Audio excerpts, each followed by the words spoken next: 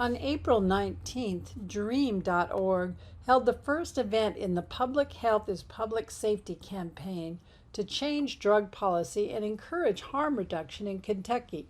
John Bowman, DREAM.org's Kentucky campaign coordinator, organized the meeting and introduced the first panel. This impacts us all. Perspectives from harm reduction specialists, law enforcement, business, faith leaders, and directly impacted Kentuckians.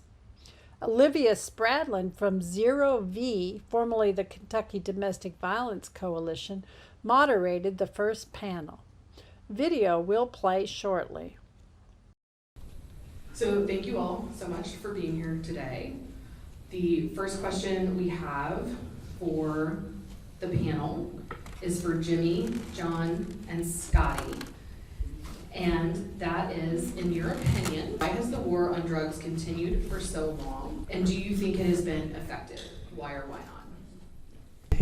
In my opinion, I think the reason why the war on drugs has carried on for so long, it's more to do with perspectives than it is anything. We see the criminality factor of drug use, so more so than what we do the mental health side or the social aspects. As a social worker, we're taught to meet people in the environment. It's a concept called person-environment systems theories. And what that primary focus is seeing not just the individual and the symptoms that they're presenting, but what their entire environment looks like. Like it was announced, I am a previously incarcerated individual. I've also had substance use issues. I've dealt with mental health issues. And one of the things I've always noticed is going through those trials of addiction and mental health, everybody was asking me, well, you're always messed up, or you're always breaking the law. Nobody ever stopped to actually take the time and ask me why I was always messed up, or why I was breaking the law. When in fact, the majority of what I did was because I didn't know how to deal with my mental health. I was looking at statistics. I'm the clinical coordinator for the company that I work at back home, and we're currently in the hiring process.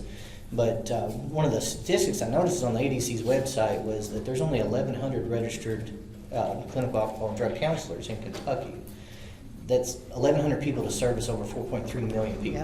Yep. And specifically in Johnson County, we have a population of 26,000 people. There are 20 registered clinical alcohol and drug counselors. Right. Again, it boils down to that perspectives of it. They want to see the criminality, the punishment side of things. Whenever I was indicted on my charges, nobody ever really cared about why I was committing the crimes. They just wanted to put me away. And that's one of the reasons why I think why the war on drugs has lasted so long is because rather than looking at it in a reform kind of matter, we're looking at it as a punitive, like a punishment for people who are committing these crimes, whenever we're not actually looking at the real reasons why these crimes are being committed in the first place.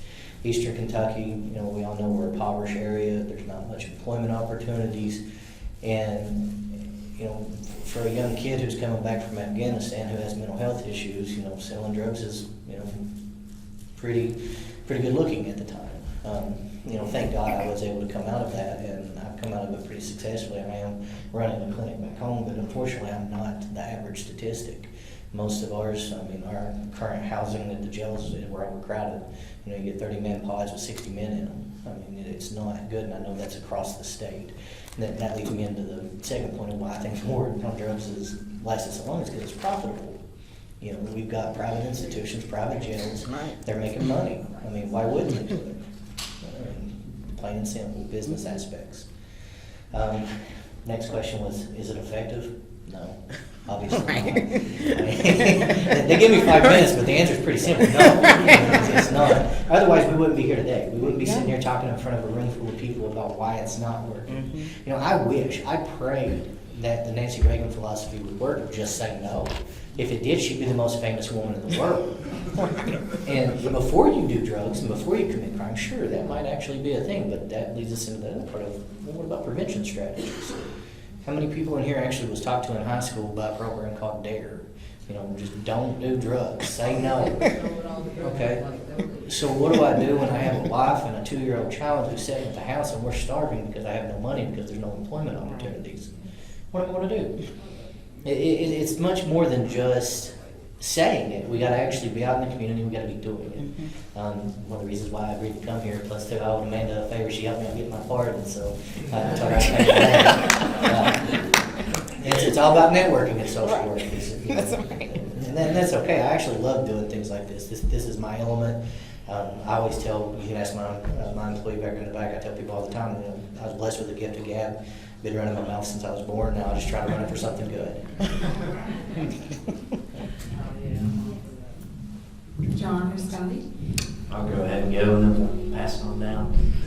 Thank you for having us a part of this. Like she said, my name is John Hughes. I represent the business community, Kentucky Chamber of Commerce. We advocate for small businesses, large businesses in Frankfurt. And I believe the business community has a role to play in this. I think you hit the nail on the head with employment opportunities, making sure folks have the right resources, post-incarceration to get back up on their feet, and we've advocated that we'll get into later on policies and have done that. To your question, is I think a lot of it is cyclical, the war on drugs, and I think Jimmy hit the nail on the head too with it's about perspective. You know, I remember DARE, Operation Unite, those programs growing up in rural eastern Kentucky, but it was different problems then. I remember when one-step meth labs were a big thing in the early 2000s and stuff like that. So I think we got to keep in mind it's evolving. Different issues affect different people. Depending on where you're at in the state, it may be this situation in eastern Kentucky, central Kentucky may have a different a problem they're addressing, but it's still a problem. And I think we have to have the business folks, the faith-based folks, law enforcement in the right room to combat this issue. Hello, everyone. As a member of our church and from our community of believers, let me go ahead and say that I'm sorry. I apologize. We in this community should have done more to listen to you and the problems that you were having at home. This really boils down to our culture here in Appalachia. There's a culture of fear. We fear what we don't understand. I will never be able to walk in the shoes of someone who is addicted. I have no idea what that world is like. The only best evidence I have is to sit and to listen, which unfortunately many of us in the faith community have not done. We only know what we saw and the kind of trouble it brings. So in our rigid thinking, we kind of shut the door and cut off the line of communication. And for that, I'm sorry. So I want to make amends to all of you and to any of you within the sound of my voice. That should never have happened to you. And let me be the first to step out on faith here, no pun intended, to offer an olive branch, and let's work together in order to make this right. We live in this culture of we don't want to listen. We have this culture that we fear what we don't understand. And we have a culture of misinformation. Many think and feel that it's getting high or harming ourselves in order to get high is just a result of poor choices. Well, unbeknownst to us, it's actually a disease now, and it's changed brain chemistry. That's something we don't understand for many, such as the grandparents and the parents and the uncles and nieces and nephews who have watched our parents and loved ones die because of something that we don't understand. And I think it's time that we change that. So that's why I think that largely why it's still going on is because there's an atmosphere of fear and misinformation and not understanding where we are in life and with one another. So let's take a few moments out to recognize that and actually start taking the right steps in the right direction.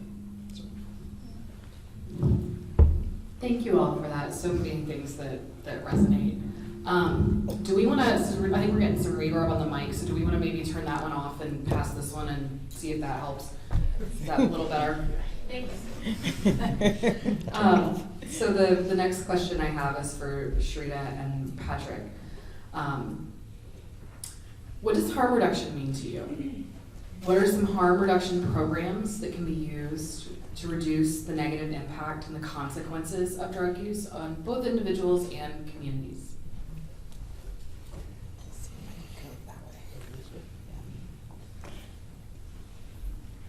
Hello. Again, I'm Shreeta. So, harm reduction has a simple concept. It is a way to help people in their lane. So you hear us say a lot, meet people where they're at, okay? But then people are confused by some of the harm reduction modalities because they're like, oh, you're encouraging substance use. And I say, no, I'm literally seeing an individual in front of me who is doing something in a way that can potentially harm them and possibly kill them. So my job is not to step in and stop them from doing the thing that they're doing, but to help them see how they are harming themselves in the midst of it. So it's like getting in a car, and I don't get to tell people, hey, just don't drive anymore to be safe. You should just stop driving. Don't drive at all. You won't get into a car accident if you just do not drive at all. No, it doesn't work like that. If you get in a car and you want to get to your destination safely, I would like for you to use this device called a seatbelt. And hopefully what it will do is prevent you from being ejected if a vehicle hits you hard enough and throws you towards a window. That's harm reduction. And that's the same thing that we do. So in my practice of being an alcohol and drug counselor for now 16 years, yes, this is a beautiful 21, right? I look absolutely amazing at 21. I started very young. But in this work, I did start off in an abstinence-based approach. My teachers, my mentors were all focused on either you stop or you don't. And what we discovered in our field of substance use is that that does not work for everyone. That we have individuals who, in fact, are not walking through the door. And the perfect time for us to witness that was through the start of the pandemic, honestly. We have all these treatment programs, all these beds, places for people to go, and still most of the treatment centers right here in Kentucky still complained of not filling their beds. And then we also saw the face. Remember the faces of addiction, everyone? The beautiful woman who we exposed for our capitalism here in the United States, the meth face. If you all remember seeing her throughout time. Terrible choice, right? But this was our war on drugs philosophy, is that we scare everybody, fear, right, Pastor? So here we go with the face of substance use and addiction has changed because now we have doctors and celebrities and people just dying from overdoses. I'm like, wow. And I sat back and I said, that's because we have not embraced and acknowledged that we are a substance using society. Instead of saying, Shreeta, you have a headache because you probably didn't get enough sleep, because you have anxiety, because you need to drink more water. No, Shreeta, you have a headache, you need to go get a Tylenol. Shreeta, you have a backache, you need to get an ibuprofen. You need to get, upset stomach, diarrhea. We need to get Pepto-Bismol, right? Everything is behind a substance, but no, let's not talk about crack. Let's not talk about heroin. Let's not talk about fentanyl. Let's not talk about the things that are not sexy and cute like bourbon, right? Harm reduction says that, you know what? If you're going to use something because you're trying to cope with this recession, you're trying to cope with the fact that you have to debate whether you can buy eggs or you can buy gas. You can pay your rent that continues to go up and up and up. Pay your car note, pay your insurance, pay health insurance. By the way, I pay almost $400 a month for health insurance, and my deductible is $15,000. Yes, I'm an executive director of a small nonprofit. If you have to sit through that and you have decided that popping a pill occasionally helps you in this moment, I don't have the right to tell you not to do that. But what I can do is tell you that these pills are potentially laced with fentanyl.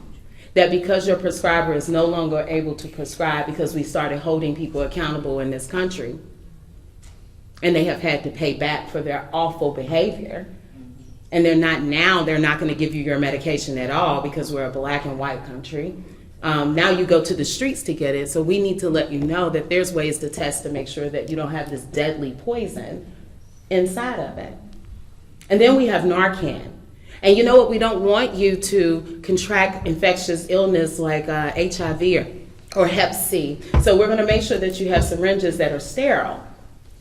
Now, if you want to talk to me about a job and you want to get up at 8 o'clock in the morning, then we need to have a conversation because potentially you're not going to be able to do that if you're getting high every day around the clock. That's harm reduction. Harm reduction is talking to an individual and saying that you deserve every resource in the community. You deserve to live. You deserve to have health insurance. You deserve to have housing. And you deserve to not be discriminated against or stigmatized just because you have learned how to cope in a way that helps you deal with the day-to-day life and pressure. That is harm reduction. And that's what we do in our communities to fight death, not enable people. Thank you. I'm going to do my best to follow that. Oh, you can do it. Again, my name is Patrick. I'm a police officer in Georgetown. I guess to answer the first question, harm reduction to me is just keeping people alive. Yep. As is been made very clear already, war on drugs failed probably immediately. Right. Arresting people isn't solving the problem. It's not getting them clean. It's not helping them. My partner and I just recently learned about whenever police officers commit a raid on a house, right, like a trap house or something, they take all the drugs out. Overdoses within just 500 meters of that house skyrocket over the next 2-3 weeks. We didn't know that. I literally found out a week ago. We're learning a lot about this. We're very new to it. But what we're realizing is that the past 40 years of law enforcement tactics and policy has been extremely ineffective and has had indirect and direct consequences in regards to people continuing to use and causing death. So I guess my rambling right now is to say that harm reduction to me is keeping people alive. The reason I became a police officer was to help people. That's what I want to do. And we are changing how we do that in law enforcement. So we are, at our police department, we're trying to create a naloxone saturation policy, basically just trying to find a way to get Narcan and naloxone out into the public as much as possible to keep people alive, because the longer they live, the better chance they have of getting into treatment and entering into recovery and living and becoming themselves again. We're also just recently started to try and come up with a deflection and diversion program in our police department in our area. So instead of just arresting someone, giving officers an option for pre-arrest deflection, trying to partner with different agencies to get that person into treatment instead of just putting them into jail. As everyone else here is probably already aware that we're just now learning that doesn't work. Essentially, we're just trying to help as best we can, but right now, we feel like we're just putting a Band-Aid on the situation because fentanyl is just, it's so devastating and deadly. And as everybody knows, I'm sure everyone here has been affected by it in some way, with family and friends. So right now, as a law enforcement officer, we just want to keep people alive long enough to get them the services they need. Absolutely. Thank you. John, did you want to? So the past couple folks have mentioned fentanyl as something that's plaguing our society all across the state, and something that was passed this legislative session was House Bill, I believe, 353, the fentanyl test strip bill, which will allow folks to be in possession of fentanyl test strips to test the drugs they may be using to make sure they're not laced with fentanyl. The Kentucky Chamber supported this bill. Look, everybody thinks we just look at spreadsheets all day. No, it was good. It was good policy. I mean, we tie everything back to workforce a lot in what we do at the Kentucky Chamber, But at the end of the day, we have to have folks to fill those seats, and they can't fill their seats if they're not present or if they're not alive. So we advocated for this bill, and since it was mentioned a couple of times, I just wanted to highlight that. It was bipartisan supported. It passed overwhelmingly on the last day of session, so just wanted to make sure y'all were aware of that. Thank you for noting that. Yes, we should, we have our partners out here that really supported this. So I do want to say, I want you all to note this. Not only was it good policy, the abolitionists of the world, which are harm reductionists, were providing fentanyl test strips in the community before the policy was accepted. Is that approved? Approved. We were doing this because when you are about taking care of people, making sure that people live, you don't wait for policy. And as a harm reductionist, I was proud to say that our organization was providing fentanyl test strips in the communities of Jefferson County in Louisville since 2021.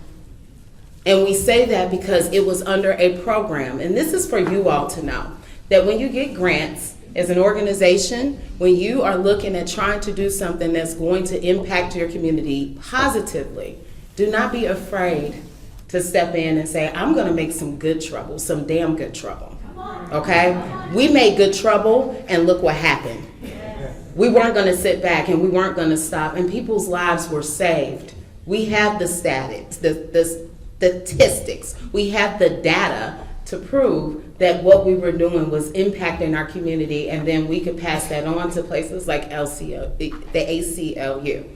And say, hey, we really want you all to fight for this. So I just wanted to add that piece because I don't want that to get overlooked, that Kentucky Harm Reduction Coalition was out there on the front lines providing these, and people in these other counties were not able to comfortably do this because of fear that someone would prosecute a client or take them in because this was considered paraphernalia. So if you believe in something wholeheartedly, get with the individuals with DREAM.org and ACLU and say, look, this is saving lives. We want it to happen here. I have the proof, and they will fight for you.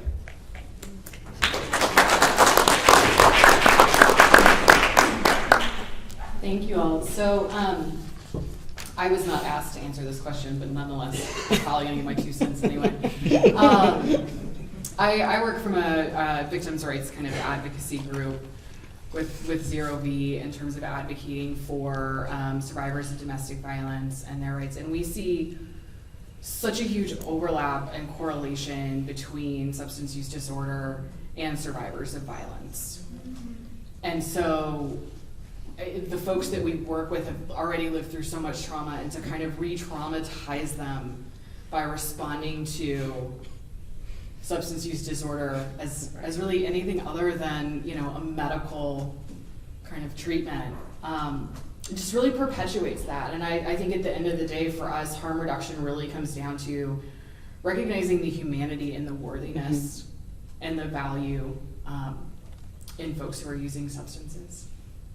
And as you all have already said so eloquently, keeping them alive and not making decisions for them, allowing them the power of making their own decisions. Valuing them.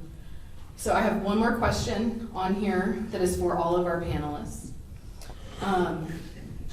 And so we'd like each of you to talk a little bit about, based on your experience, how can we come together to continue to work on reducing the overdose rates and get individuals the help they need instead of incarcerating them.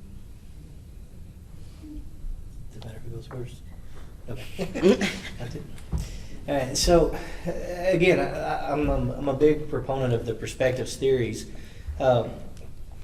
In Johnson County specifically, one of the things that my company does is every year we have what's called a recovery day.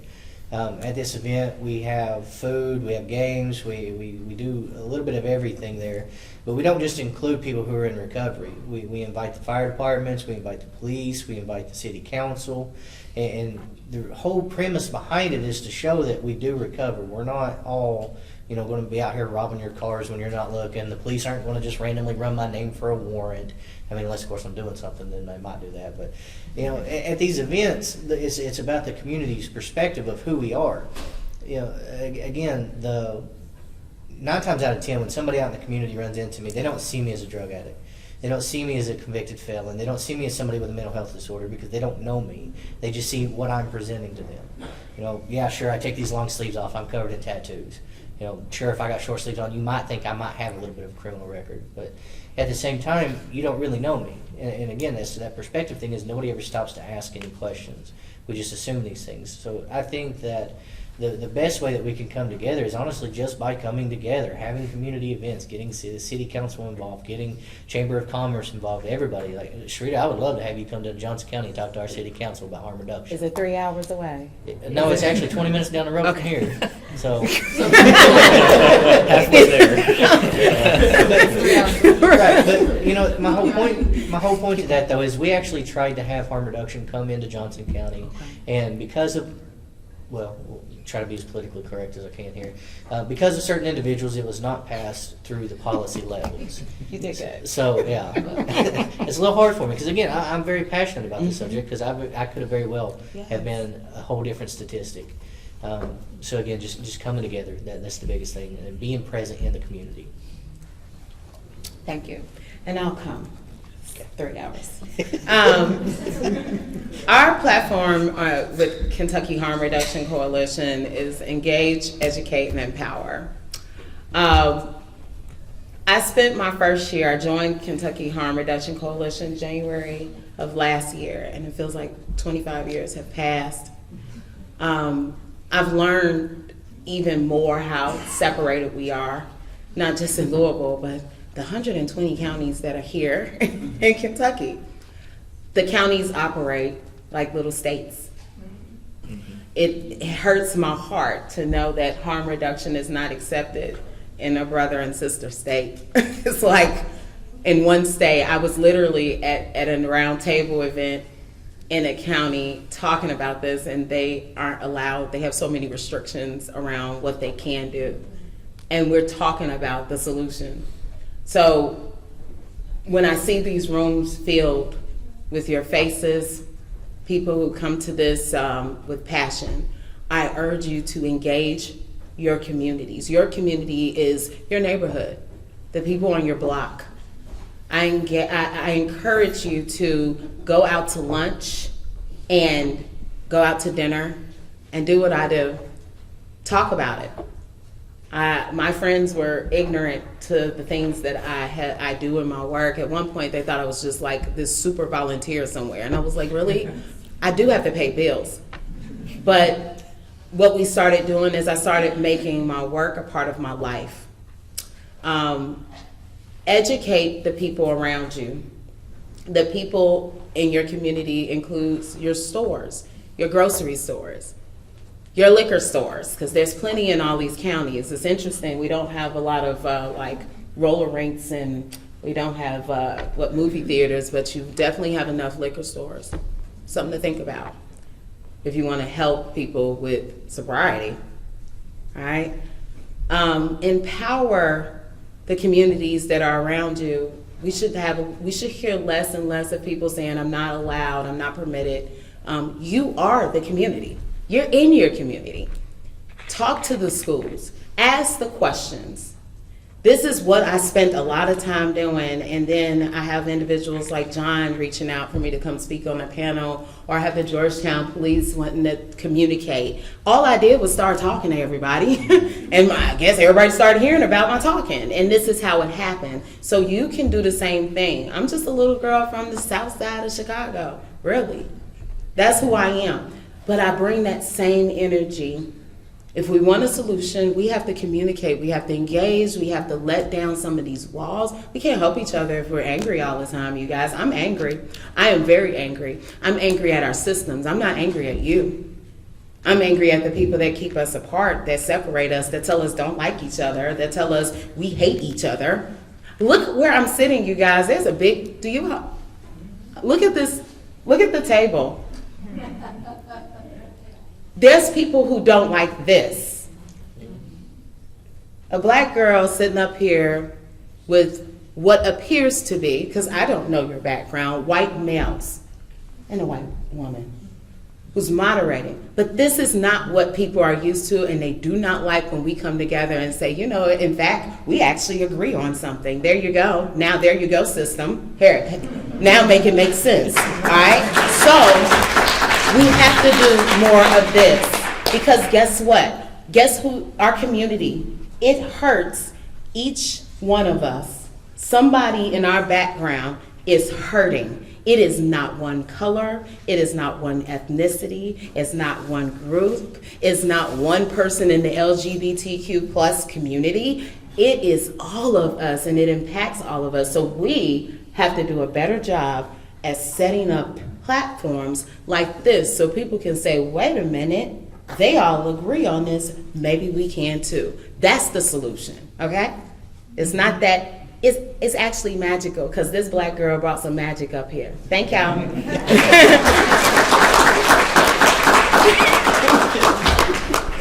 No, she's exactly right. At work, we do the same thing. We're pretty good at what we do. We get a lot of bills passed in Frankfurt. Some people in the room can probably attest to that. But we do exactly this, whether it was a tax reform package 2 years ago when we traveled the state, meeting with small groups like this in Corbett, Kentucky, to Paducah, to Northern Kentucky. We do exactly this. We get people in the room, we're conveners, and we come up with policy based on what we hear from individuals. It's the same thing here. I mean, look, we have, I would say, about 50 plus people in a room talking about this in Floyd County, Kentucky. Right.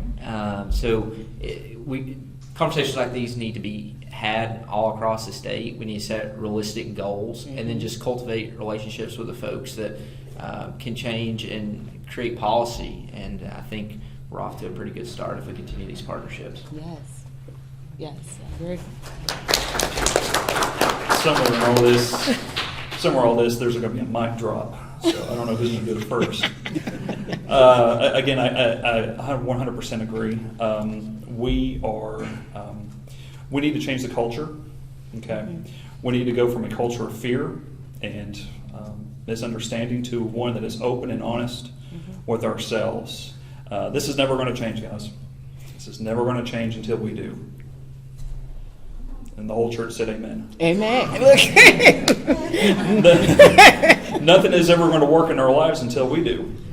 Right? That's true. So this is, I'm really looking forward to changing the culture. Yes. And John and his fiancée, who've known me for a long time, my favorite night of the week is Thursday nights when we get together in AA. It's my favorite time of the week. And I get to learn more about myself because I'm in a safe place where I can actually stop and think about myself and where I am in life and who I am and my walk with my higher power. And in knowing that that's where my power comes from, is from my identity, and it's wrapped up in Him. So not only just the small groups in churches, but also in our homes. Our homes can be safe places if we want them to be. That's right. Okay, our kitchen table is nothing that we should stack up our letters or mail or newspapers. It should be a place where we all can come together, sit down and eat, have a meal, and talk to one another, look each other in the eye, and just get real honest about how our day was, about how what's bothering us, and not live in this culture of fear anymore, but actually welcome each other, love each other as Christ first loved us. So I think that's a good step in the right direction. So. Yeah.